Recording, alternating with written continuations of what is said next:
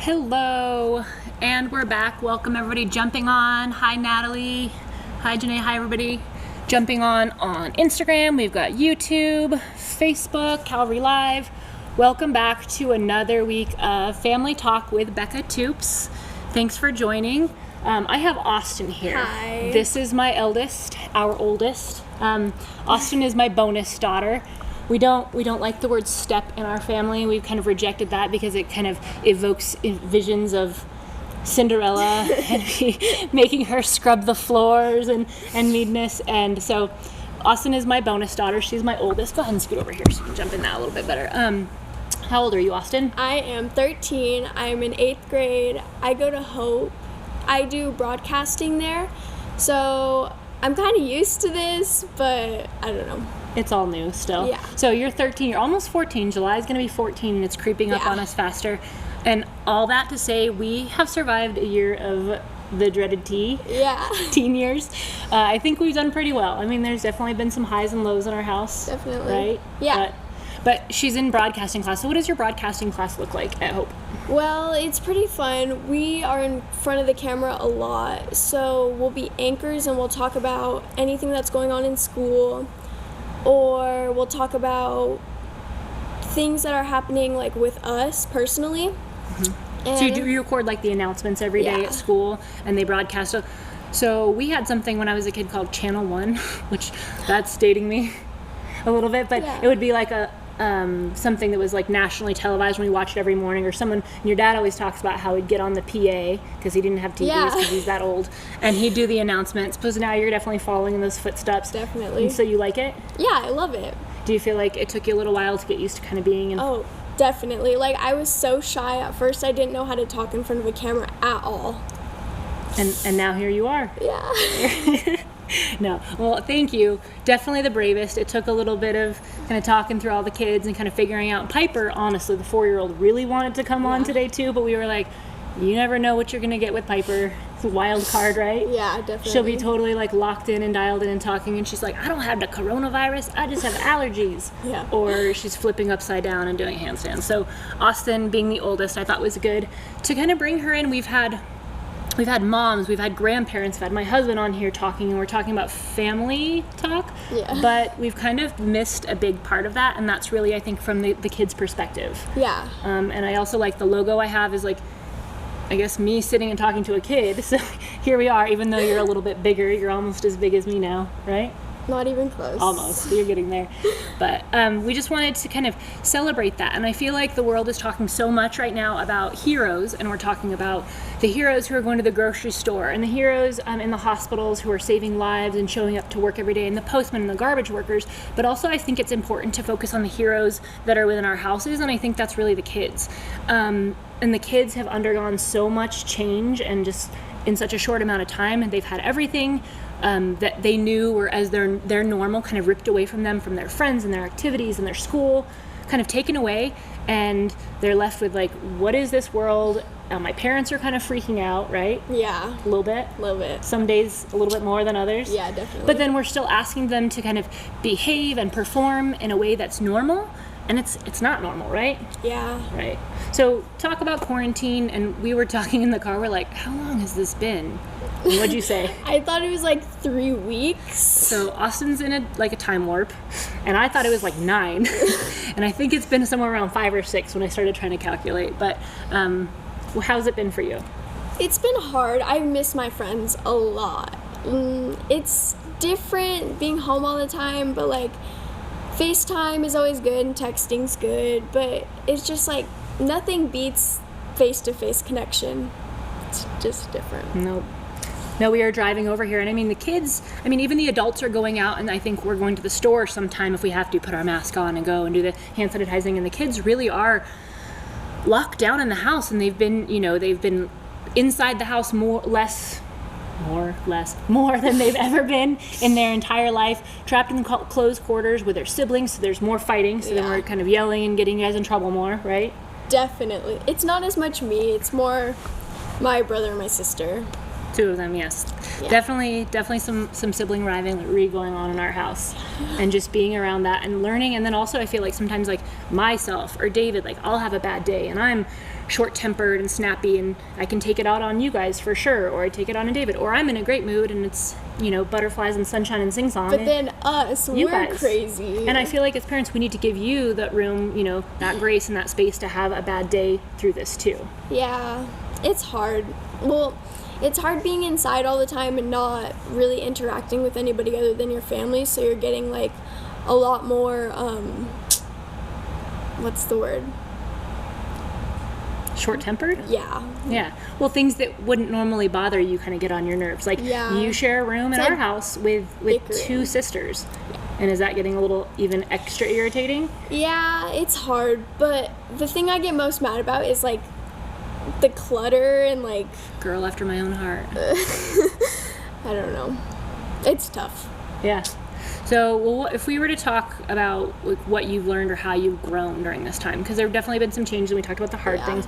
How do you think you've grown? I have grown a lot in my relationships with my family, and I've gotten a lot closer to my siblings and my parents.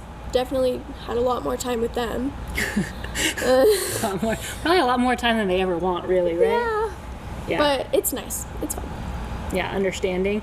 You know, it's interesting because, as we've mentioned, we have a blended family, and Austin goes and has gone from being an only child in her life, and now she's suddenly the oldest in our house, and not suddenly, but in the last few years. And you've grown into that role and just done such a good job as a leader. And I think as an older sister, you're kind of a role model, you know, to your siblings. Like, I know your 2 sisters for sure look up to you and want to be just like you. And sometimes it's probably annoying when they like take your things or try to do what you're doing. Yeah. Right? But, well, it's fun. It's just like, it's weird being like taking care of them and stuff, because like I've never done that really.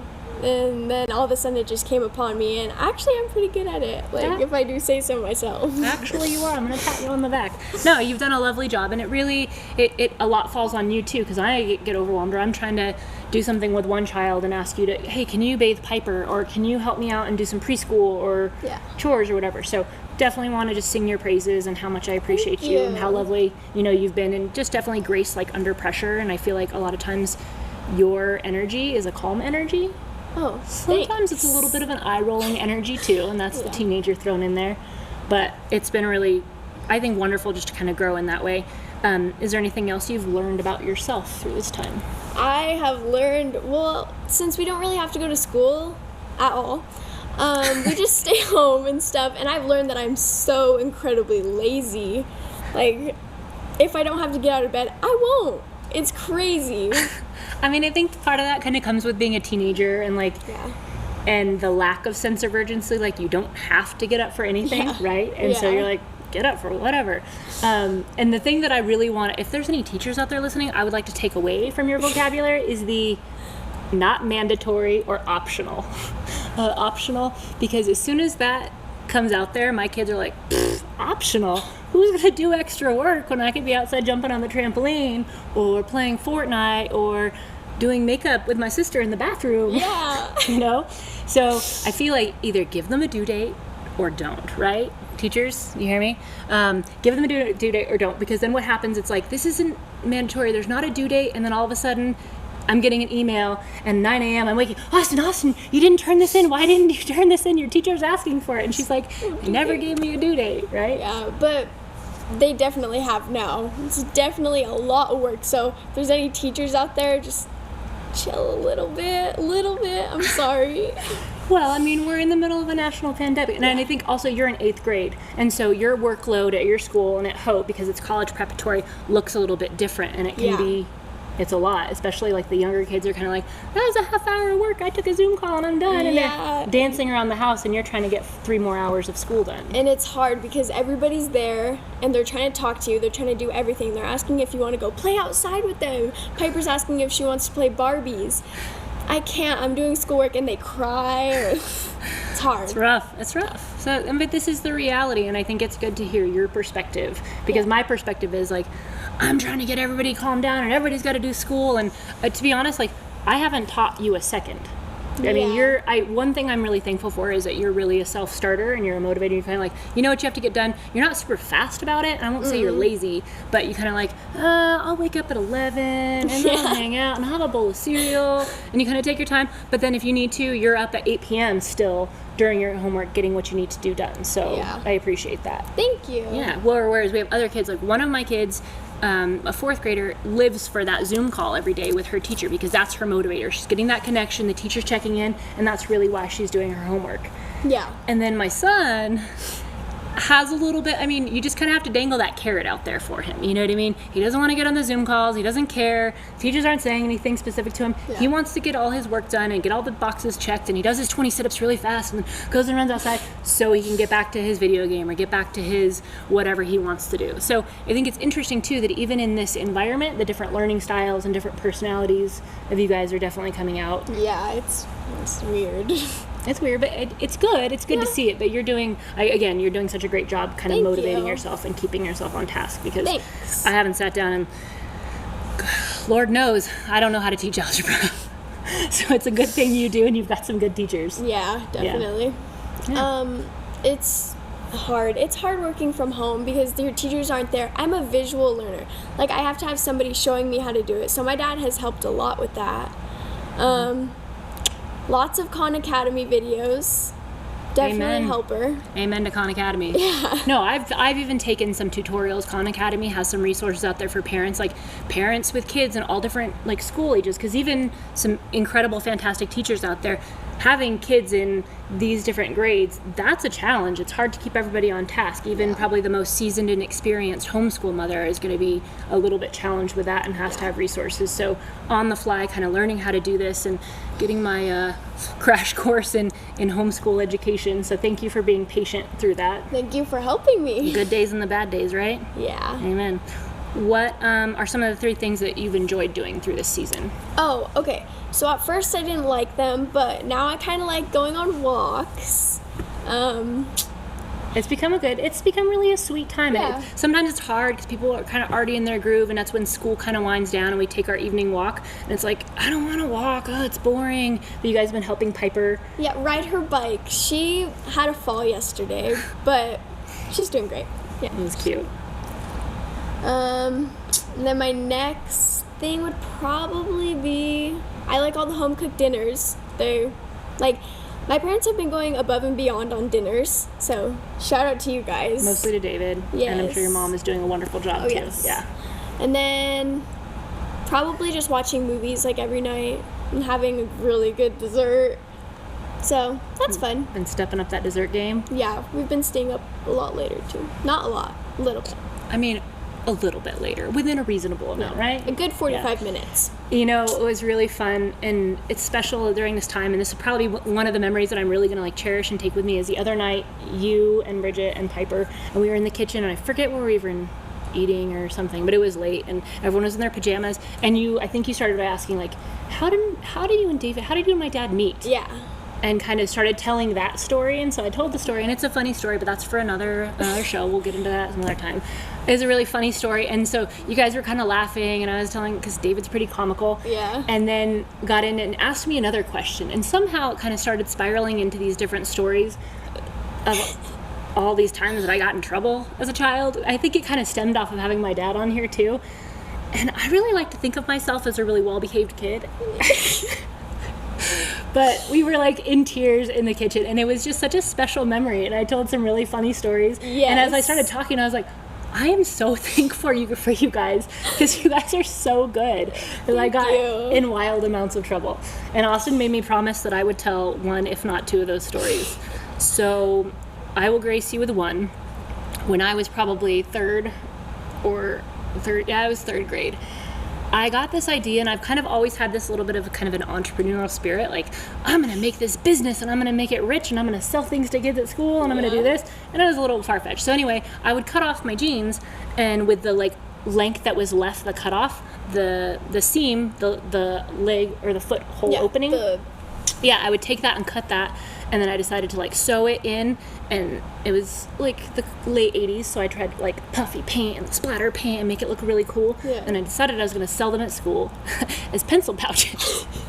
So anyway, I was in my bedroom with the door shut. Like, I went and got puffy paint, which I don't know, my mom had a bunch of puffy paint, and I was designing these, and I got puffy paint all over the carpet, and I was like, my parents are gonna kill me.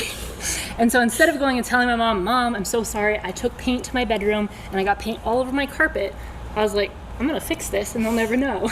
And so I went and got a gallon of bleach. Just poured a gallon of bleach all over the carpet, and then I covered it with a dresser and went to bed. Like, my parents would never know. So late in the middle of the night, my parents come in to tuck me in or check on me or something, and it's like the door is shut. It's like I probably could have died from the fumes of the gallon of bleach that I poured on the carpet, and my mom was screaming, and they moved the dresser, and they're yelling at me and telling me I'm in so much trouble. I have to pay for this carpet. I can't believe you ruined our carpet, which now I understand it's a terrible thing. And I'm like, it's all right. I'll make the money with my pencil pouches. And so they really liked that story. That was funny. So anyway, pencil pouches. Yes. That's the moral of that story. Also, speaking of messing up rugs, last night I was playing with Piper's bouncy ball. I spiked it like a volleyball, and it hit my dad's glass, and it went everywhere. Glass shattered everywhere. There was like drink all over the floor. It was pretty explosive. Glass exploded. It was all over my new rug, which is fine. And we got a Ruggable, which this isn't a paid sponsorship, but if you're a parent and you have children, you need a Ruggable because you can take the top layer off and throw it in the washing machine. So I feel like I kept my cool pretty much. It was very well. It was a lot of glass. I have a little glass in my finger still, but that to say, we miss volleyball. Yes. And that's a good story too. We'll definitely be telling that one for a while. But talking about entrepreneur spirit, if I were to give you a $10,000 loan tomorrow, Austin, and tell you that you could start a business, because you guys kind of talk about lemonade stands, and you and Bridget wanted to teach like trampoline lessons for a while to kids in the neighborhood, and you made a business card, and you had like a flyer, and you created your own email address.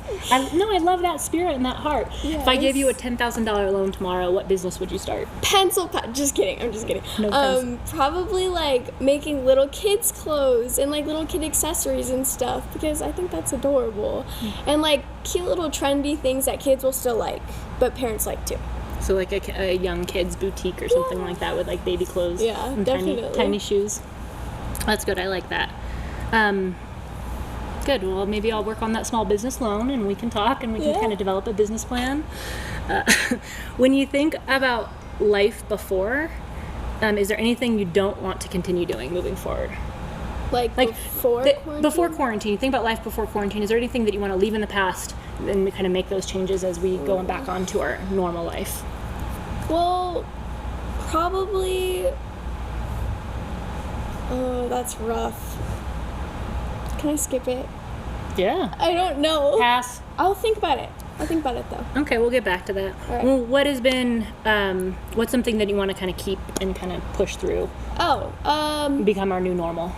Watching sunsets together every night. I think that's fun. I think that's special, and it's like a good time to hang out. Have you been setting a timer on your phone? No, I just ask Alexa when the sunset is. That's good. Yeah. Alexa has become my new most well-behaved child in the house. And you're a close second, but for sure Alexa. Okay. Fair enough. So I've been listening to this podcast called The Happiness Lab, and I really have been enjoying it. It's by this woman who is, and it's a completely secular podcast, but this woman who is a Yale college professor, and it has been one of the most successful college courses there at Yale, and gone on to have so much accolade and so highly attended that they turned it into an actual podcast. So I'm getting a Yale education for free. Okay. Nice. But beside that, it's really interesting because they're kind of delving into the scientific view on happiness and what makes people feel contented and what makes them feel just like happy with their life, and what most people think, fame, right? Fame. Yeah. Being famous doesn't make you happy.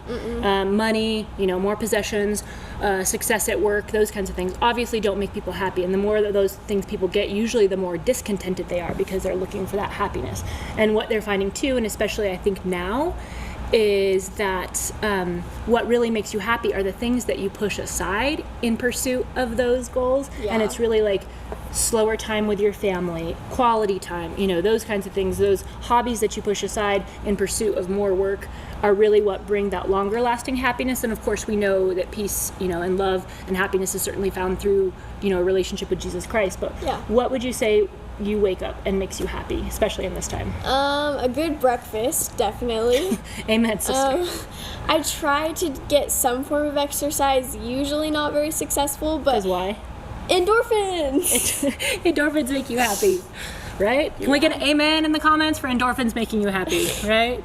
No, but I mean, even with you, sometimes I feel like, because you want to sleep in 11 and then 11:30, I wake you up before 11. I give you a little grace because I understand wanting to sleep in, and you do a good job self-managing your homework, but the later you sleep in, and then you don't really want to do anything, then you want to lay on the couch, and then you don't get any exercise, right? Yeah, definitely. Okay, so endorphins. Yeah. Sidebar. Well, I feel a lot happier after, I do something active. Even if it's just, taking a walk or jumping on the trampoline, I still feel better, afterwards, so. Alyssa said, amen, got thumbs up. People are feeling us with the exercise and endorphins. Okay, so that makes you happy. Yeah. Yeah, and then dessert. Oh. Just kidding. Yeah. What did we do for dessert the other night? Oh, I did the berry shortcake. That was so good. That was and then good. The peach crisp. That was a good one too, yeah. So, I mean, we're balancing our exercise and our dessert certainly, but it's been good. So that definitely makes you happy. I feel like just the slowness and the quality time has definitely brought me more happiness. My big thing is that I overbook myself a lot, with coaching and then working, and then you guys have activities, and then trying to do something and squeezing a date night or hanging out with friends, and I'm always so solidly booked. Yeah. It's been so good to enjoy the stillness and have a little bit more exercise for Austin, your mom says. She's getting after it. She was so sore. She jumped on the trampoline for 4 hours the other day with Bridget, and the next day they could hardly walk because their legs were so tired. But just the slowness, and I feel like our dinners at night, just talking and kind of slowing down instead of rushing, get this done, getting homework, get in the shower, get in bed, It's just been something that I'll definitely cherish.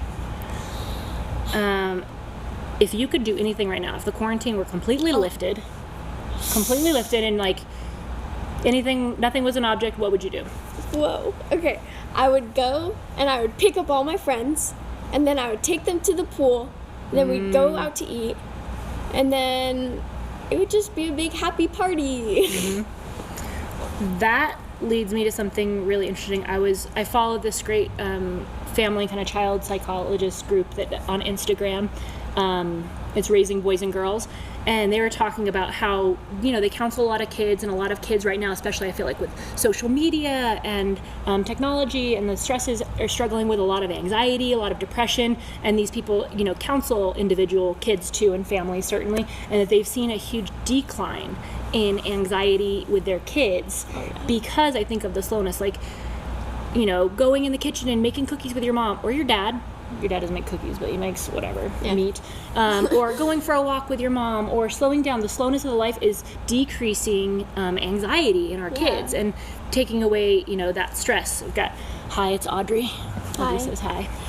We've got friends jumping on here, but I just think that's just really special. And seeing that, but that our kids, and specifically our teenagers, are that group that kind of isn't getting talked about right now in this moment. I feel like we're talking about our high school seniors who are missing out on their graduation. That's certainly something to mourn. But our teenagers, as our kids continue to grow and get older, our voices as parents become a little quieter in their lives naturally, and their peers and their friends are that much more loud and that much more important, right? Yeah, I think it's important that kids can have a little bit extra technology time too, to talk to their friends, because they're missing out on that.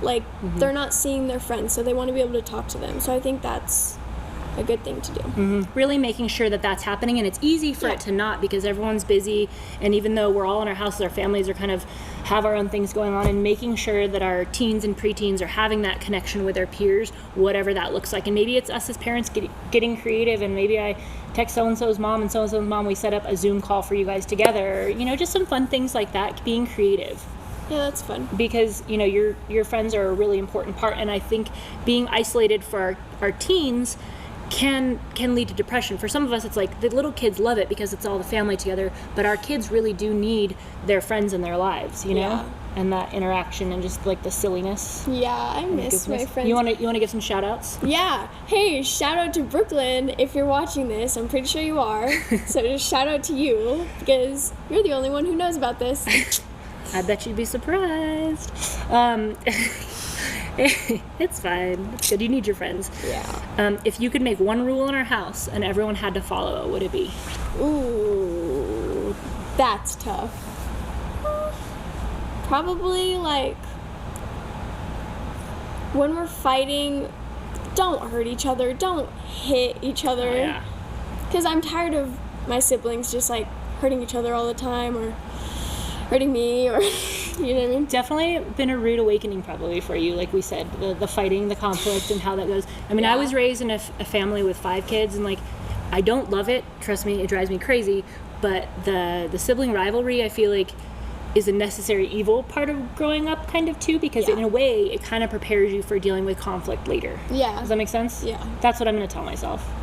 That you're going to be a more well-equipped human being. Definitely. You're going to grow up and be a manager because you're these, you know, and your employees are fighting in this, and how do I handle this? Or you don't, you know, I always tell the kids too, like when they're frustrated with a teacher, they're like, that teacher's dumb, but we don't say dumb, right, Piper? Just kidding. With that teacher's dumb. Like, well, you know what? You're not always going to get to pick your bosses. You're going to have bosses that you don't love or think this isn't perfect or you don't agree with them, but you need to learn to kind of work through that and figure that situation out too. So Yeah. having siblings that fight all the time is good. It's kind of fun. In some way. It's entertaining. I'll tell you, you'll have a lot of stories. Yeah, Like, definitely. I can tell you some stories, and I won't use any names, of like siblings breaking each other's noses in my childhood, or breaking hands, punching each other, and things like that. So I can recall 2 of those stories that you've told us about that. it's pretty good. Yeah. Wild time. So you've heard about people stockpiling, right? Yeah. Like people were, and I think it's kind of letting up a little bit as people are reasoning, like, 1, don't be selfish, it's Yeah. stupid, and 2, it's not as bad. Like, we can get toilet paper now, we can get beans. Like, I had the hardest time finding rice for a while, and it was really Yeah. frustrating because we like our stir fry. Oh, definitely. But if you found out something that you love was not available and you needed to stockpile it, what couldn't you, like, I don't want to say this very loosely, live without?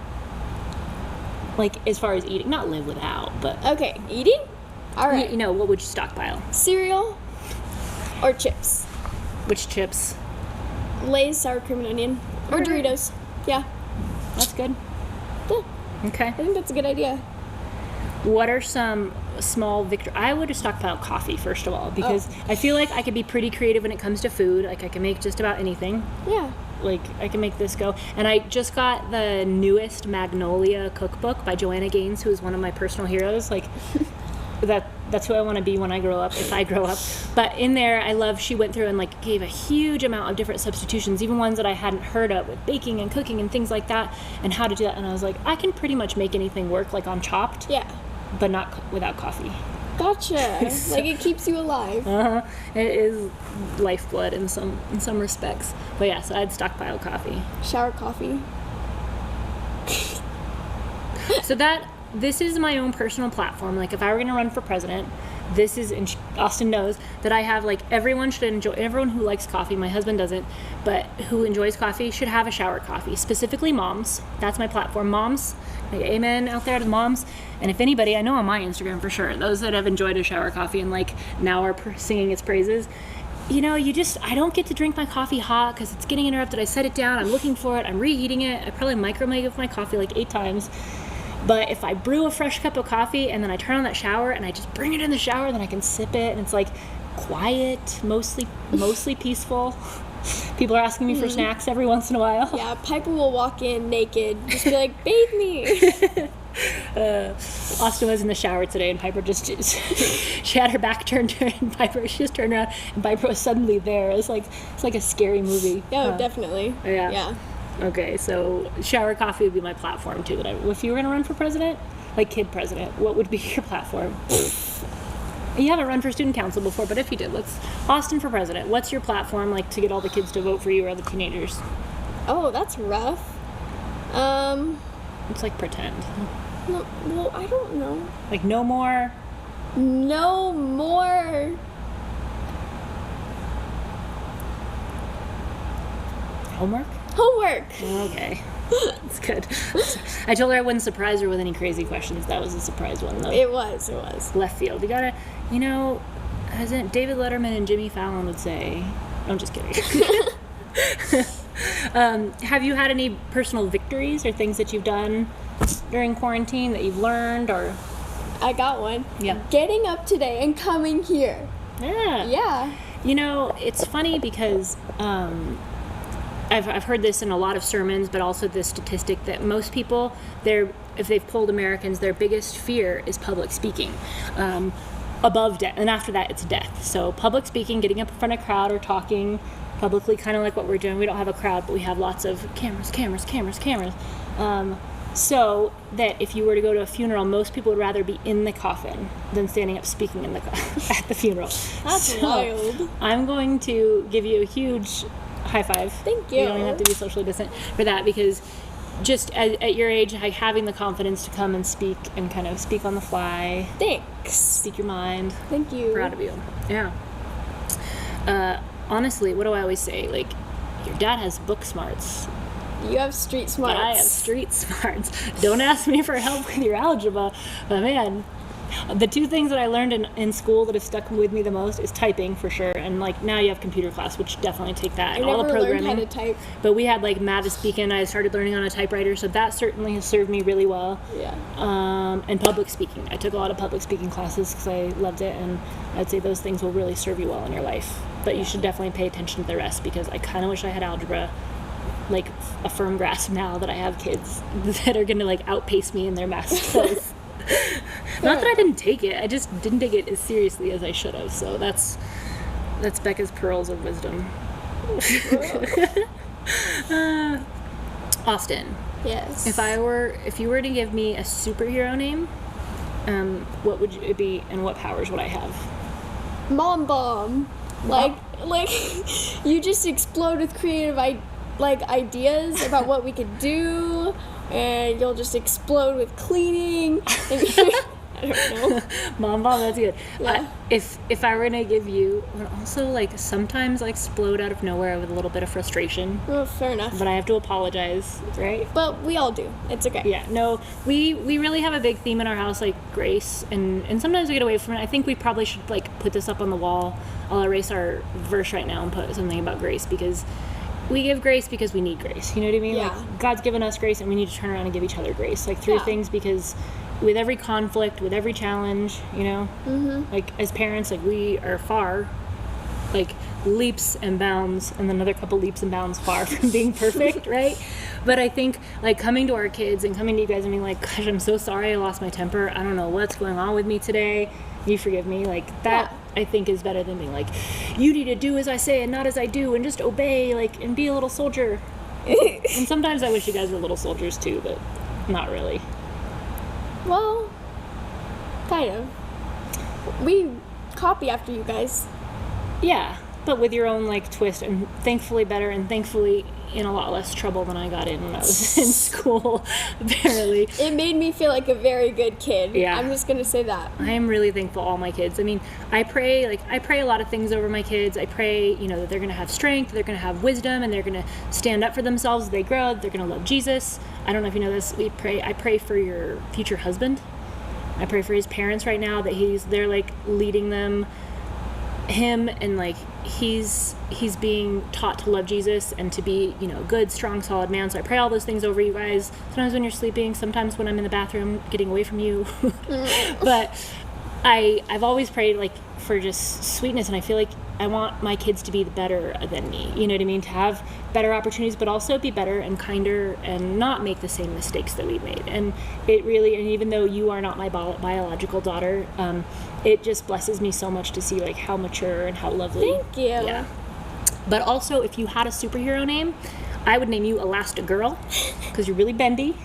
And also, one of your superpowers would also be rolling your eyes really far back in your head. Fair enough. Like super All right. eye roll. Isn't that funny? Yeah. But we have a verse up, and I do different things. I do holiday. We have a big chalkboard in our kitchen, and it's just a creative outlet for me and the kids. And she's done some amazing things. She's incredibly creative. But I put like, you know, I change it seasonally, I change it more often, but I haven't changed it through this season. Like right when I found out basically the kids were going to be home and we were going to be going through this, and I was actually feeling really fearful, I put up a verse, and I'm not going to ask Oscar to recite it, but it is 2 Timothy 1:7. For God Has not given us a spirit of fear, but a spirit of where is it? but power. Power and love and a sound mind. Right. Amen. Yeah. I'm just Yeah. praying that over you guys, and like Just have peace and I don't know. through all this, like, Yeah. because it's been scary, and like you said, this has been wonderful. And what do you really want to remember from this? Okay, so you know how when your parents, like when you're younger, they tell you about like when I was a kid, we used to do this and this and this. Like I just want to remember everything. I want like not say dramatize it, but dramatize it. Like and tell them like when I was a kid, we were stuck inside and we have to be 6 feet apart from everybody other than our families. And everybody had to wear masks at the Yeah. grocery store, and I didn't go to a store for like 8 weeks. Yeah, I Right? didn't. Poor Austin. I still haven't gone to a store. If you were gonna go to one store, right? What's your first store that you'd like to go to? Target. Elbow. There you go. That a girl. And what's the first thing that you want to eat at a restaurant? Ooh, that's tough. Probably like, oh no, that's too like homey. I was gonna say grilled cheese and tomatoes. Girl, I made you quesadillas the other day. Like a steak, a good steak. That's good. Yeah. Okay. Like carnivore. We had Right. the best David smoked ribs with a red chili barbecue. Oh my gosh. I don't even need to go. Restaurants aren't even concerning to me right now because I feel like we've been eating so well. Overrated. Overrated. But I do really want to go to the gym, and I want to go to the pool. Me too. Yeah. It's hot. I didn't tell you this, but if the pools don't open, you're definitely going to start digging a pool. Just kidding. In our backyard. Like the videos, they start doing the pools and they put them together at home. The kids. Yeah. Yeah.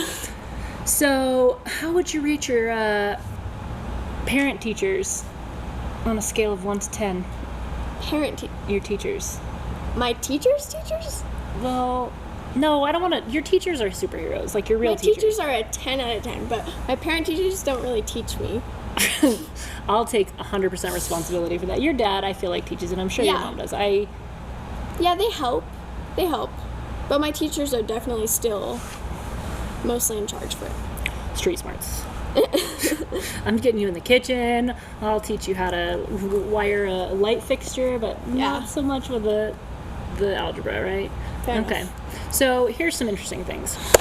For the parents that are on here listening, Austin, like we said before, I can't wait to eat at Flicks, or they have good food. Anybody else? Anywhere else you can't wait to eat at? Let's see. Amen. Yeah. I'm okay. Maybe like a Red Lobster, because it's just so novel. Yeah. Eat a lobster, some crab. Or like Texas Roadhouse or something. Okay. All That right. sounds fun.